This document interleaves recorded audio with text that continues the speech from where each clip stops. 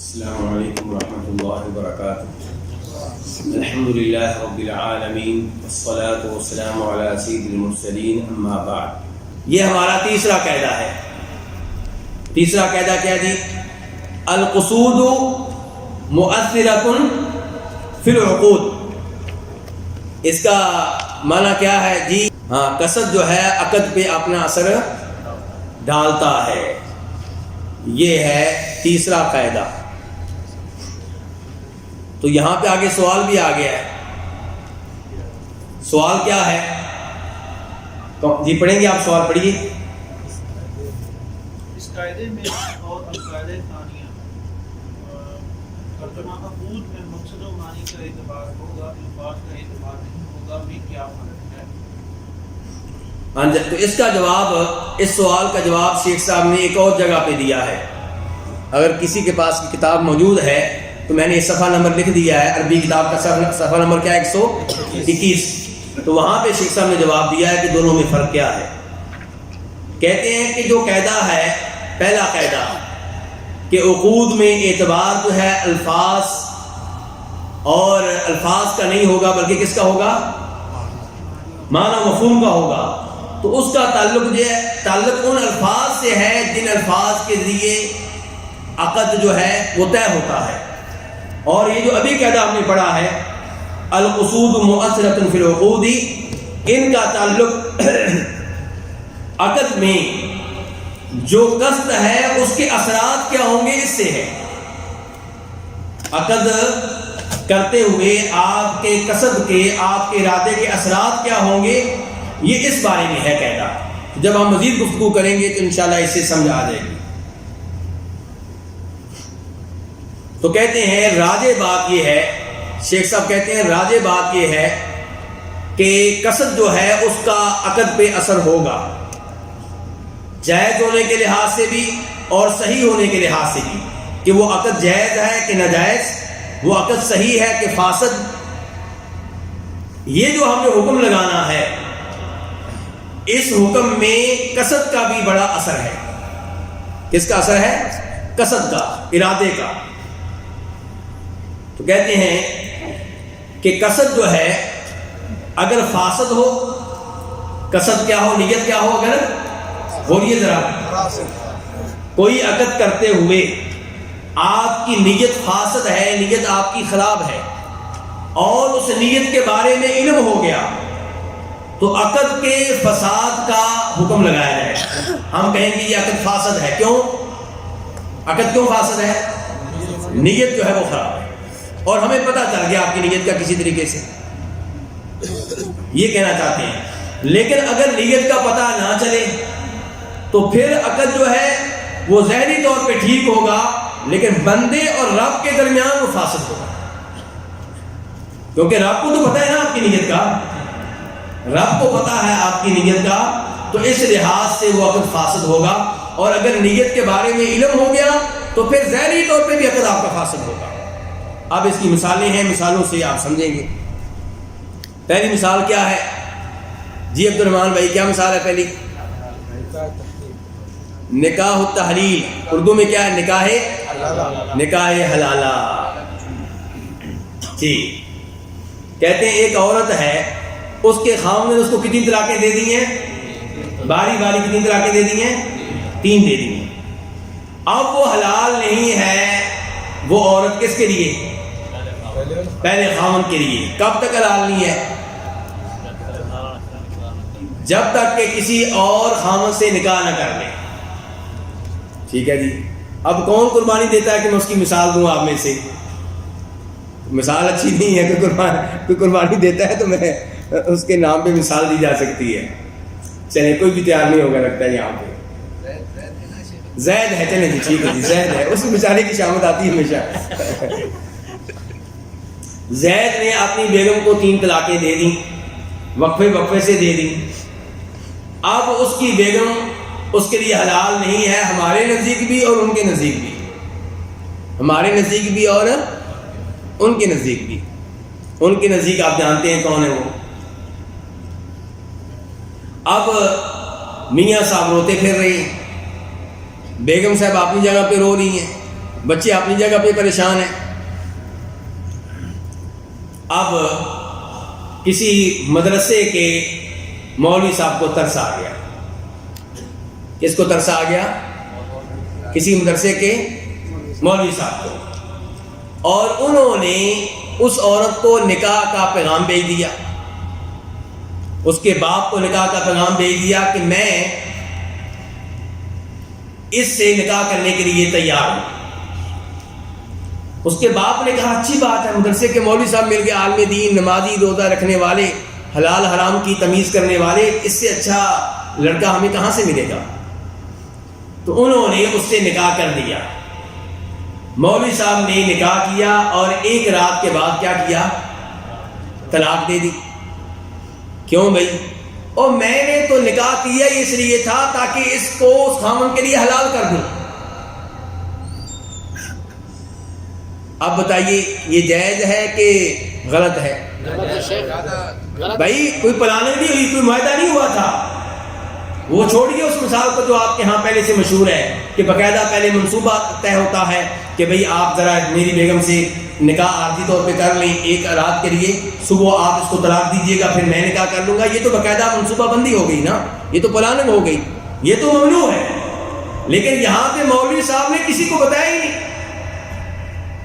زہر یہ کر رہے ہیں کہ پکا نکاح کر رہا ہوں, ایک رات کے بعد طلاق دے دی, صبح اعلان کر رہے ہیں کہ بھائی میں نے تو نکاح کیا, اسی مجھے تو کوئی ضرورت نہیں تھی نکاح کی, میں نے اس لیے کیا تھا کہ بیچارہ روتا پھر رہا ہے, بچے بیچارے جو ہیں وہ ذلیل ہو رہے ہیں, عورت جو ہے بے سہارا ہو چکی ہے, میں نے ان دونوں کو آپس میں ملانا چاہا ہے, میرا ارادہ خیر کا ارادہ تھا. اب اس کا کیا حکم ہے جی؟ اب قاعدہ پڑھیے ذرا, قاعدہ پڑھیے کیا ہے؟ القصود مؤثرۃ فی العقود. مولوی صاحب نے اپنی نیت بتا دی ہے, اس کا مطلب یہ ہے کہ یہ عقد کیا ہوا؟ فاسد ہوا. اور اس کا مطلب یہ ہے کہ یہ عورت اب بھی حلال نہیں ہوئی, بیچاری کا نکاح بھی ہو گیا, ہم بستری بھی ہو گئی, اور حلال اب بھی نہیں ہوئی. تو یہ ہے القصود مؤثرۃ فی العقود. تو حلال کیسے ہوگی؟ لوگ کہتے ہیں جی قرآن نے حلالے کا ذکر کیا ہے. اللہ تعالیٰ کہہ رہے ہیں فلا تحل له من بعد حتى تنكح زوجا غیرہ, کہ یہ عورت حلال نہیں ہے اپنے 3 طلاق دینے والے خامن کے لیے حتیٰ کہ کسی اور مرد سے شادی کرے. تو کہتے ہیں تو قرآن نے ذکر کیا ہے. قرآن نے جو ذکر کیا ہے اس کا مطلب یہ ہے کہ وہ مولوی صاحب جن کی میں نے مثال دی ہے ان کی نیت صاف ہونی چاہیے. وہ اس نیت سے نکاح کریں کہ یہ لڑکی ہمیشہ میرے پاس رہے گی. اگر آپ کو ترس آ رہا ہے, بیچاری بے سہارا ہو چکی ہے, تو ٹھیک ہے, ہمیشہ کے لیے اس کو اپنی بیوی بنا لیں, اس کے بچے بھی ساتھ لے آئیں. اور لڑکے کا کیا ہے, کسی اور جگہ نکاح کر لے گا, اللہ اس کے لیے کہیں اور خیر لکھ دے گا, لڑکی کو خیر مولوی صاحب سے مل جائے گی. اس نیت سے نکاح کر لیں. اب نکاح کر لیا, اب مولوی صاحب کو لڑکی پسند نہیں آ رہی, لڑکی تنگ کرتی ہے, مولوی صاحب دیکھ رہے ہیں اس کی حرکتیں عجیب ہیں, اب انہوں نے طلاق دے دی ہے. اب یہ پہلے خامن کے لیے حلال ہے, کیونکہ یہاں پہ مولوی صاحب کی نکاح کرتے ہوئے نیت کیا تھی؟ نیت صاف تھی, نیت خراب.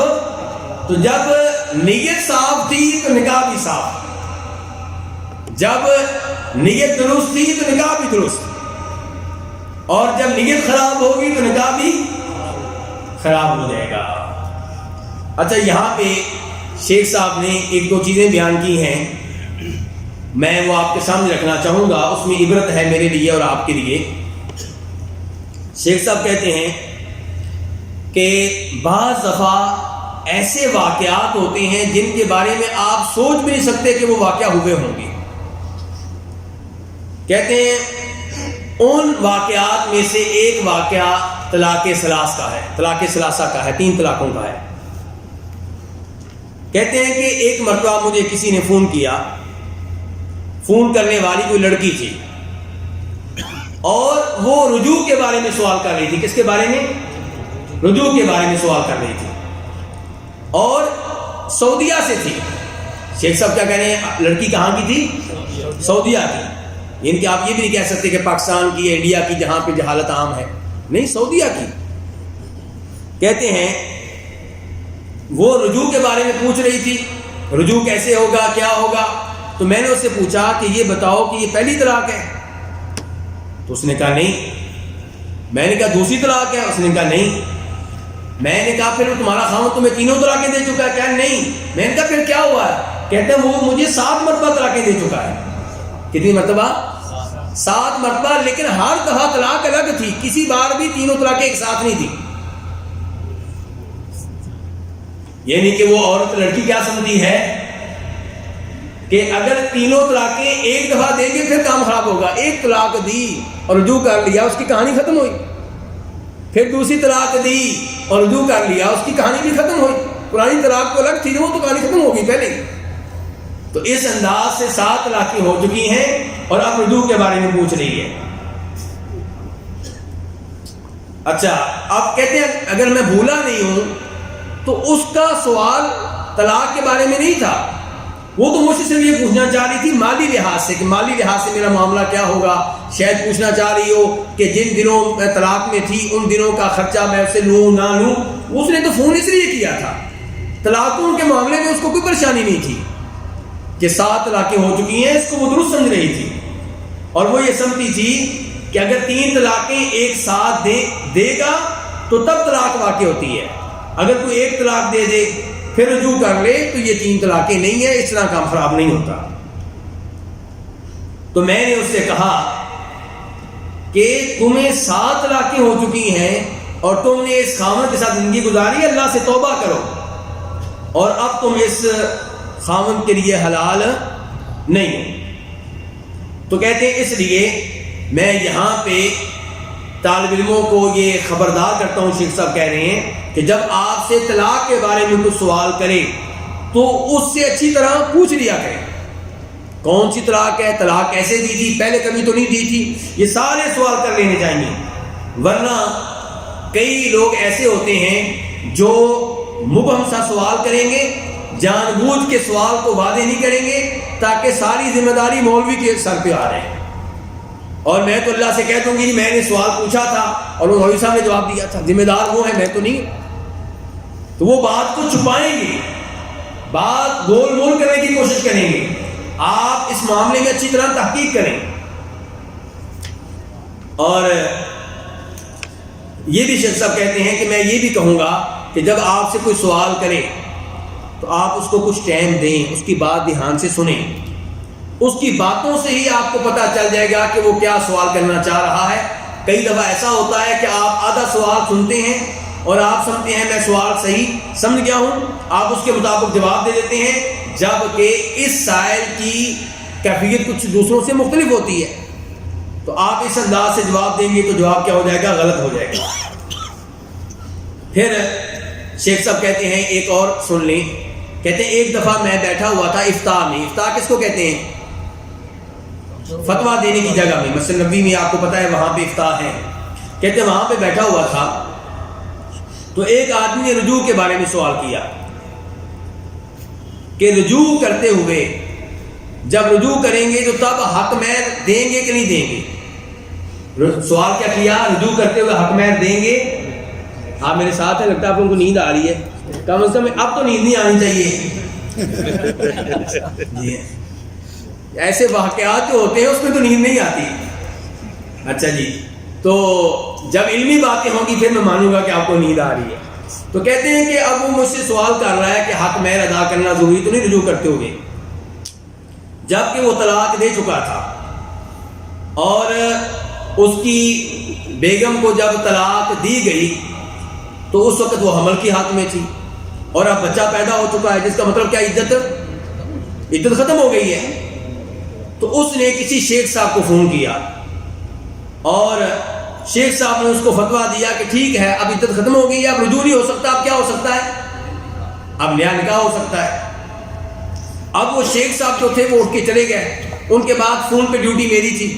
یہ کون کہہ رہے ہیں؟ شیخ سلیمان وحلی کہہ رہے ہیں. کہتے ہیں ڈیوٹی میری تھی. اس کے بعد تو اس آدمی کا فون آ گیا. اب وہ مجھ سے گفتگو کر رہا ہے مہر کے بارے میں. تو میں نے اس سے کہا کہ مجھے بتائیں کہ طلاق کیسے واقع ہوئی تھی, کیا یہ پہلی طلاق ہے؟ اس نے کہا نہیں.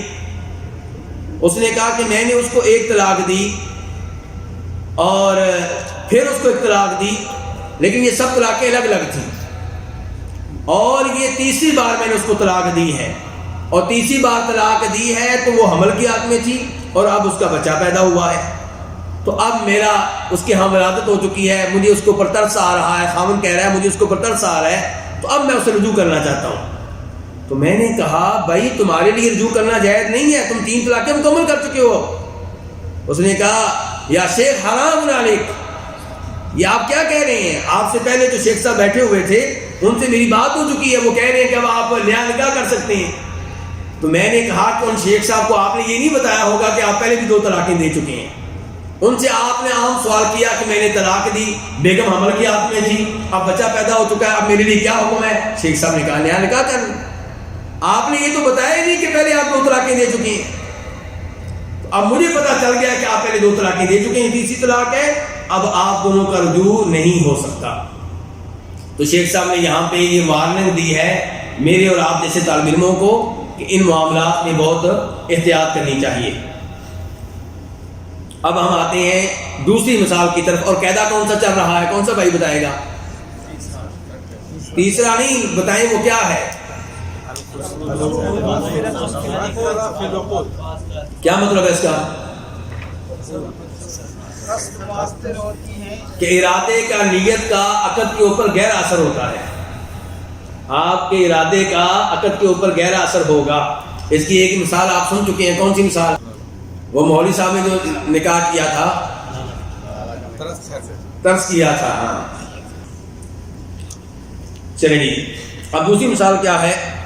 دیکھیے ذرا، ہنسی مزاح کرنے والے کی بہن۔ اس مثال کی تفصیل کیا ہے؟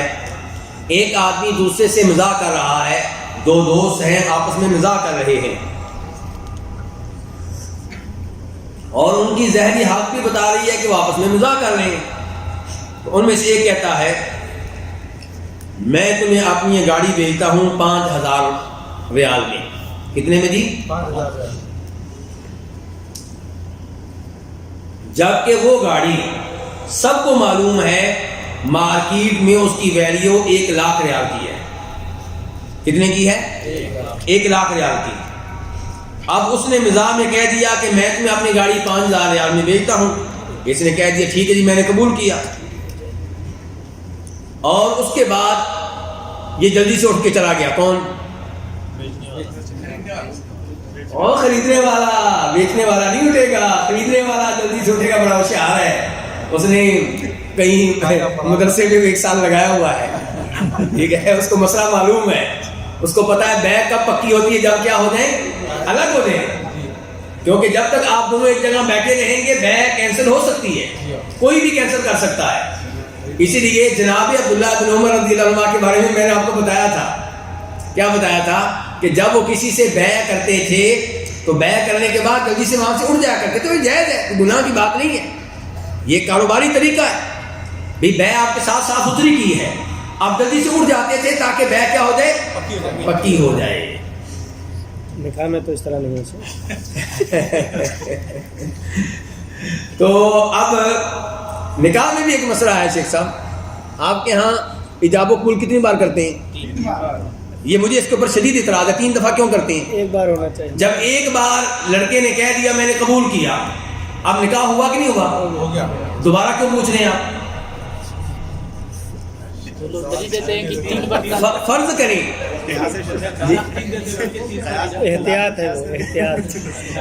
احتیاط نہیں ہے، لڑکی کو خطرے میں ڈال رہے ہیں آپ۔ اس سے طلاق جو 3 بار دیتے ہیں اسی کے وہ 3 دفعہ وہ الگ الگ ہوتی ہے بھائی، 3 بار کراتے ہیں، بولتے ہیں سر۔ طلاق بھی 1 دفعہ کہنے سے ہو جاتی ہے، ایک ہی بار ہوگا نا سر۔ ہاں جی، تو 1 بار ہونا چاہیے بارہ۔ اچھا جی چلیں، اب یہ جو تھا اس نے دوست نے کیا کہا تھا، میں اپنی گاڑی 5000 ریال میں آپ کو بیچتا ہوں، اور گاڑی کتنے کی ہے مارکیٹ میں؟ 1 لاکھ۔ اور مزاح کر رہے تھے، انداز بتا رہا ہے کہ ہنس رہے تھے، مزاح کر رہے تھے۔ اب یہ اٹھ کے چلا گیا اور 5 منٹ کے بعد واپس آ گیا، گاڑی دینی مجھے۔ اس نے کہا کون سی گاڑی؟ اس نے کہا جو آپ نے بیچی ہے، یہ لے 5000 ریال، معاہدہ ہوا تھا میرا۔ کہ میں مزاح کر رہا تھا۔ کہا مزاح کیا ہے بھائی، آپ نے الفاظ کہے میں نے قبول کیا، اب بے تو ہماری ہو چکی. وہ کہتا بھی میں مزاح کر رہا تھا. تو یہاں پہ ہمارے پاس قاعدہ ہے. قاعدہ کیا کہتا ہے؟ قاعدہ پڑھیے نا. القصود مؤثرۃ فی العقود. قصد یعنی کہ ارادہ عقد پہ اپنا اثر ڈالتا ہے. اب مزاح کرنے والے کا کیا ارادہ تھا؟ مزاح کا ارادہ تھا کہ واقعی بیع کرنا چاہ رہا تھا، اور قرائن بھی موجود ہیں. اگر قرائن موجود نہ ہو پھر عدالت اس کے حق میں فیصلہ کرے گی جو کہہ رہا ہے کہ 5,000 ریال کی گاڑی اس نے بیچی اور میں نے خریدی ہے.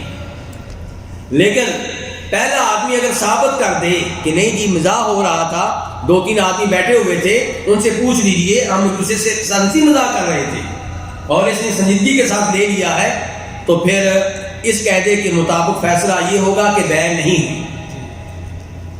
بیع نہیں ہوئی کیونکہ قرائن بتا رہے ہیں کہ وہ آپس میں ہنسی مزاح کر رہے تھے. اور اس کی تائید ایک حدیث سے بھی ہوتی ہے. حدیث کیا ہے کہ 3 چیزیں اگر مزاح میں بھی کریں تو واقع ہو جائیں گی. کون کون سی؟ طلاق، نکاح اور کیا؟ غلام کو آزاد کرنا. آپ نے ایک غلام سے کہا جاؤ تم آزاد ہو، وہ بیچارہ خوش ہے، مٹھائیاں بانٹ رہا ہے. مٹھائی بانٹ کے 1,000 ریال قرضہ چڑھا کے واپس آیا تو آپ نے کہا کس چیز کی مٹھائیاں بانٹ رہے ہو؟ میں نے تو مزاح کیا تھا. اب کورٹ کیا فیصلہ کرے گی؟ وہ آزاد ہے. کیونکہ نکاح، طلاق اور آزادی کے معاملے میں کیا ہے؟ ہنسی مزاح کو بھی سنجیدگی کے طور پہ لیا جائے گا. یہی معاملہ نکاح کا ہے. نکاح ہوا، لڑکی کے باپ نے جناب والا بارات کا استقبال کیا، مولوی صاحب کو بلایا، جہیز بھی دیا، دینا چاہیے نہیں دینا چاہیے میں اس کی بات نہیں کر رہا، دیا، سب کچھ ہو گیا، کھانا کھا لیا. اب کہتے ہیں جب لڑکی کو لے جانے کی باری آئی تو جناب لڑکی کو لے جائے بغیر گاڑی میں بیٹھ کے جا رہے ہیں. کہاں جا رہے ہو؟ کہ لڑکی کو نہیں لے کر جا رہے. جی وہ تو نکاح ہم نے مزاح میں کیا تھا. تو یہاں قاضی کیا فیصلہ کرے گا؟ نکاح ہو چکا ہے تو نکاح، طلاق اور یہ جو غلام آزاد کرنا ہے، اس معاملے میں اگر کوئی مزاح بھی کرتا ہے تو مزاح کو سنجیدگی کے طور پہ لیا جائے گا. یہ حدیث بتا رہی ہے کہ ان 3 چیزوں کے علاوہ مزاح کو مزاح کے طور پہ لیا جائے گا. ایسے ہی ہے نا، جب ان 3 چیزوں میں بتا دیا گیا کہ مزاح کو مزاح کے طور پہ نہیں لیا جائے گا، سنجیدگی کے طور پہ لیا جائے گا، اس کا مطلب ہے کہ بیع کو اگر اس میں مزاح ہو رہا ہے تو اسے مزاح کے طور پہ ہی لیا جائے گا. اور معاملہ واضح ہوا کہ نہیں ہوا؟ چلیں گے. اس کے بعد اب تیسری مثال، یہ کیا ہے جی؟ بیع التلجیہ. یہ کیا ہے جی؟ مجبور اور بے بس شخص کی بیع. اس کا کیا مطلب ہے جی؟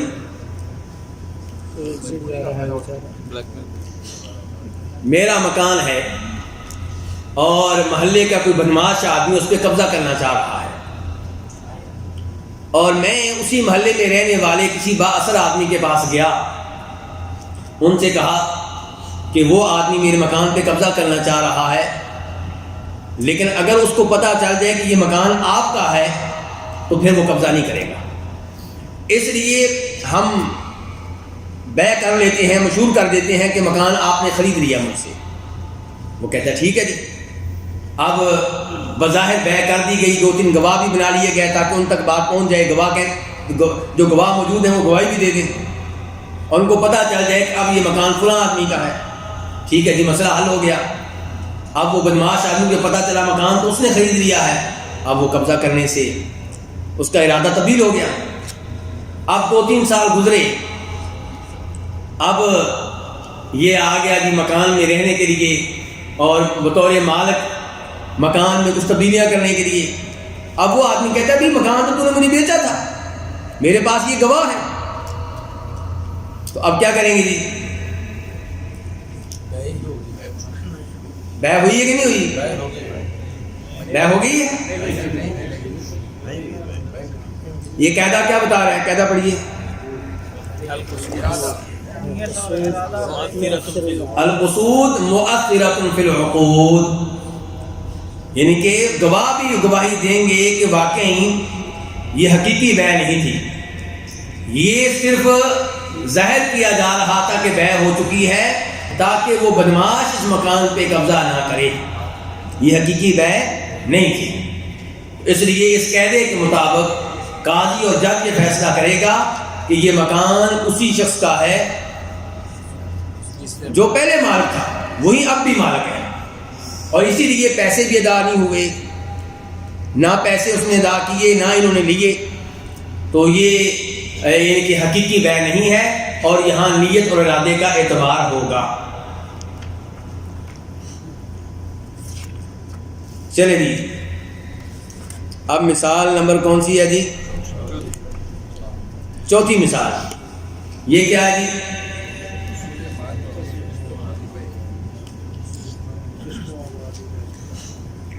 حصول مال کے لیے قسطوں والی بیع۔ یہ عام قسطوں والی بیع نہیں ہے، کون سی قسطوں والی بیع ہے؟ جس میں مقصد وہ چیز لینا نہیں ہے جس کے اوپر بیع ہوئی ہے، مقصد مال لینا ہے۔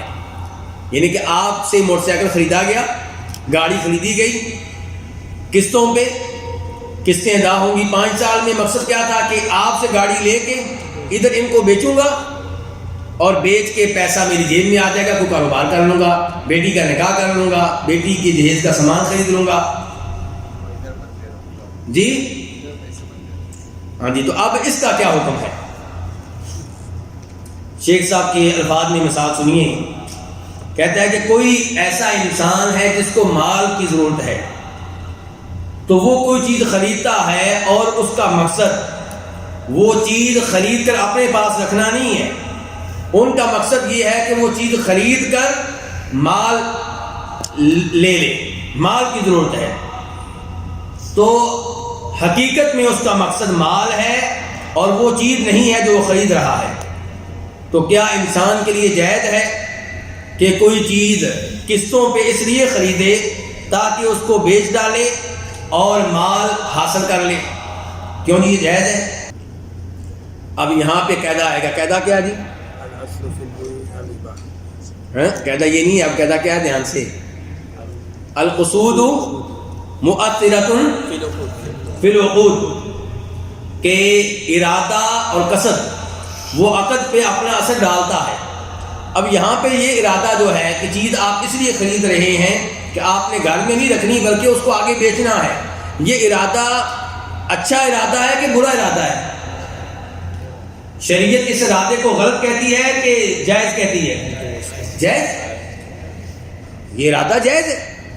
تو جب یہ قصد جو ہے وہ جائز ہے تو یہ بیع بھی جائز ہے، ٹھیک ہے جی، اس میں کوئی اعتراض والی بات نہیں ہے، لیکن چند شرطیں ہیں، چند شرطیں ہیں تاکہ یہ بیع جائز رہے۔ وہ شرطیں کیا ہیں وہ آپ کے پاس لکھی ہوئی، ذرا غور کرتے چلے جائیں۔ ہاں جی، پہلی شرط کیا ہے؟ ہاں جی، دوسرے شخص کو دیں، دوسرے شخص کو بیچیں۔ جس سے آپ نے گاڑی قسطوں پہ خریدی ہے، 1 لاکھ والی گاڑی آپ نے خریدی ہے 1.5 لاکھ میں، کیونکہ قسطوں پہ خرید رہے ہیں، اب آپ اسی کو بیچ ڈالیں تو وہ کتنے میں لے گا آپ سے؟ کم میں لے گا، وہ 80,000 ملے گا، بالکل صحیح کہا ہے، 90 میں لے گا آپ سے۔ مگر وہ تو اس کا مالک تو ایک منٹ دیکھیے، میں آپ کو بتاتا ہوں، وہ اب آپ سے 90 میں لے گا۔ اب یہ کون سی بیع ہو جائے گی؟ بیع العینہ۔ یہ کون سی بیع ہو جائے گی؟ بیع العینہ، یہ تو سود ہے، گاڑی درمیان میں بہانہ ہے۔ اصل میں کیا ہوا ہے؟ اصل میں یہ ہوا ہے کہ اس نے آپ کو 90,000 ریال 80,000 ریال دیا ہے اور بدلے میں کیا لے گا؟ 1,50,000۔ گاڑی تو بہانہ تھی تو واپس لے لی اس نے آپ سے، تو اگر آپ اسی کو بیچیں گے تو یہ کیا ہو جائے گا؟ پھر بیع العینہ بن جائے گی، اور وہ کیا ہے؟ سود ہے۔ اس لیے اس بیع کے درست ہونے کے لیے پہلی شرط یہ ہے کہ اسی آدمی کو نہیں بیچیں گے جس سے آپ نے خریدی ہے، نہ براہ راست اور نہ کسی کے واسطے سے، نہ براہ راست اس کو بیچیں گے نہ کسی کے واسطے سے، یہ خیال رکھیے گا۔ دوسری شرط کیا ہے کہ خریدنے والا جو ہے اس کو معلوم ہونا چاہیے کہ وہ کیا خرید رہا ہے، اور اس چیز کو خریدنے میں اس کا قصد شامل ہونا چاہیے، اگرچہ اس کا بنیادی مقصد کیا ہے؟ مال، لیکن کم از کم اس کو پتا ہو کہ میں گاڑی خرید رہا ہوں۔ یہ نہیں کہ اس کو بس مال کی فکر ہے اور اس کو پتہ ہی نہیں کہ کیا آ رہا ہے، بس آنے دو جو بھی ہے، اور آنے دو جو بھی ہے یہ بینکوں میں ہوتا ہے۔ یہ کہاں ہوتا ہے؟ بینکوں میں کام چل رہا ہے۔ سود کو جائز کرنے کے لیے ایسے طریقے انہوں نے اختیار کر رکھے ہیں۔ وہ بظاہر کوئی چیز آپ کو بیچتے ہیں اور خریدنے والے کو پتہ نہیں ہوتا مجھے کیا بیچ رہے ہیں، بس کو پیسے کی فکر، اس کو پیسہ چاہیے۔ شیخ صاحب نے اس کی مثالیں بھی دی ہیں۔ شیخ صاحب کہتے ہیں کہ اس کو نہیں پتا ہوتا کہ چاول بک رہے ہیں یا لوہا بک رہا ہے، کیا بک رہا ہے، اس کو اس سے کوئی غرض نہیں۔ کہتے ہیں ٹھیک ہے، ہم نے مان لیا کہ آپ کا بنیادی مقصد تو مال ہے، لیکن کم از کم آپ یہ جو بیع کر رہے ہیں آپ کو پتا ہونا چاہیے کس چیز کی بیع ہو رہی ہے۔ یہ دوسری شرط ہے۔ دیکھیں دوسری شرط کیا تھا؟ خریدی ہوئی چیز مشتری کے ہاں معلوم و مقصود ہو، معلوم بھی ہو اور اس میں اس کا قصد شامل ہو، اگرچہ وہ بنیادی طور پہ کس چیز کا قاصد ہے؟ مال کا قاصد ہے۔ تیسری شرط کیا ہے جی؟ یہ ساری شرطیں لگائی جا رہی بینکوں کے فراڈ کو روکنے کے لیے۔ کن کا فراڈ روکنے کے لیے؟ بینکوں کا فراڈ روکنے کے لیے۔ وہ اس قسم کی جعلی بیع کرتے ہیں اور لوگ بھی پھر مولویوں کو بیوقوف بنانے کی کوشش کرتے ہیں، نہیں جی ہم نے بیع کی ہے باقاعدہ، جبکہ سب کچھ فراڈ ہو رہا ہوتا ہے۔ شیخ صاحب کہتے ہیں اب آپ کو کیسے معلوم ہوگا کہ یہ چیز جو میں خرید رہا ہوں بیچنے والا اس کا مالک ہے، بینک اس کا مالک ہے؟ کہتے ہیں یا تو آپ کو پتہ چلے گا کس طرح؟ رؤیت کے ذریعے، دیکھ کر، مشاہدہ کے ذریعے، یا آپ کو پتہ چلے گا کسی کے بتانے سے۔ کیسے پتہ چلے گا؟ یا تو دیکھ کر پتہ چلے گا یا کسی کے، بولیے حاجی صاحب، آپ کی توجہ، آپ کی بھی ہٹ گئی، اللہ کے بندے آپ کو بڑے دھیان سے سن رہے تھے۔ کیسے پتہ چلے گا؟ بتانے سے، دیکھنے سے۔ ہاں، دیکھنے سے یا بتانے سے۔ کہتے ہیں آپ جائیں گے شو روم میں، آپ وہاں دیکھتے ہیں کہ گاڑیاں کھڑی ہیں اور آپ وہاں پہ چیک کرتے ہیں، آپ کو پتہ چلتا ہے کہ جو بیچ رہا ہے واقعی ان گاڑیوں کا مالک ہے یا جو بینک بیچ رہا ہے وہ ان گاڑیوں کا مالک ہے، تو یہ دیکھ کر یا بتانے سے، یعنی کہ جو بیچنے والا ہے وہ خود بتا رہا ہے کہ ہم اس کے مالک ہیں۔ اب بتانے سے جو ہے، شیخ صاحب یہاں پہ کچھ کہتے ہیں دھیان سے، وہ کہتے ہیں کہ جب کوئی بتائے گا تو بتانے والا با اعتماد ہونا چاہیے۔ کیوں جی؟ کہتے ہیں کہ ہمیں ایسی خبریں ملی ہیں کہ اس معاملے میں سودی بینکوں پہ اعتبار نہیں کیا جا سکتا۔ سودی بینک جو ہیں وہ جھوٹ بولتے ہیں، وہ گاڑی کے مالک نہیں ہوتے اور کہتے ہیں کہ ہم اس گاڑی کے مالک ہیں، یا وہ کہتے ہیں جناب فلاں ملک میں ہمارا لوہے کا کاروبار ہے، ہم اس کے مالک ہیں، یا ہمارا یہ سفید گولڈ کو کیا کہتے ہیں جی؟ ہاں جی، پلاٹینم جی، کہتے ہیں اس کا ہمارا کاروبار ہے، یا فلاں جگہ پہ ہمارا چاول ہے، ہم اس کے مالک ہیں، وہ ہم آپ کو بیچ رہے ہیں، اور آپ جو ہیں کسی اوراق میں سائن کر دیتے ہیں، اور یعنی کہ ایسے ایک فراڈ چل رہا ہے۔ شیخ صاحب کہتے ہیں کہ بینکوں والے عام طور پہ کیا کہہ رہے ہیں جی ہمارا لوہے کا کاروبار ہے بحرین میں۔ کہاں کاروبار ہے؟ بحرین میں، یا کہیں گے فرنسا میں، جب کہ وہ کسی چیز کے مالک نہیں ہوتے۔ کہتے ہیں ہم تو کہتے ہیں جتنا یہ لوہے کا کاروبار بحرین میں بتاتے ہیں اتنا لوہے کا کاروبار ہوگا، بحرین تو ویسے ہی ڈوب جائے گا سمندر میں۔ شیخ صاحب کہتے ہیں جتنا یہ بتا رہے ہیں کہ بحرین میں لوہے کا ہمارا یہ کاروبار ہے، اتنا لوہا بحرین میں ہوگا تو بحرین جو ہے باقی نہیں رہے گا، وہ سمندر میں ویسے ہی ڈوب جائے گا۔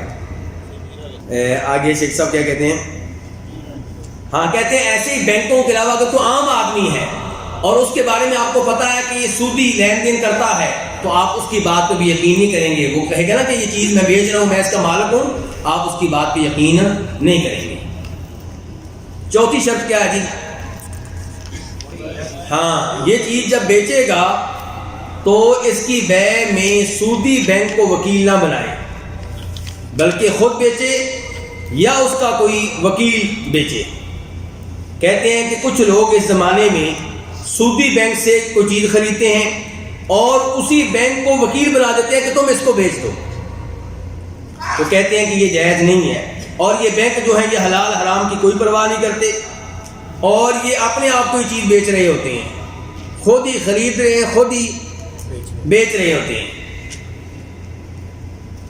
تو یہ بینکوں کے فراڈ روکنے کے لیے شیخ صاحب نے اتنی شرائط ہمیں بتائی ہیں. ان شرائط کے بعد ہم کہیں گے کہ یہ چیز جائز ہے کہ آپ کسی سے قسطوں پہ کوئی گاڑی وغیرہ خریدیں اور پھر کسی اور کو بیچ ڈالیں. مقصد آپ کا کیا ہے کہ آپ کے پاس مال آ جائے اور اس مال سے آپ کو کاروبار شروع کرنا چاہتے ہیں, یا کوئی مکان خریدنا چاہتے ہیں, یا بیٹی کا نکاح کرنا چاہتے ہیں, تو کہتے ہیں کہ یہ جائز ہے, اس میں کوئی حرج نہیں ہے. چلیے جی شیخ صاحب یہاں پہ وقفہ کر لیں. اللہ رب العزت ہمیں یہ دین کا علم حاصل کرنے کی توفیق عنایت فرمائے. وصلی اللہ تعالی علی نبیہ محمد وآلہ وصحبہ اجمعین.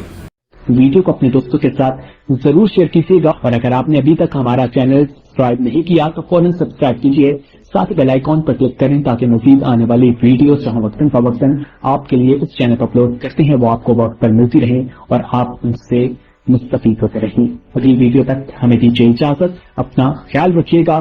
اللہ حافظ.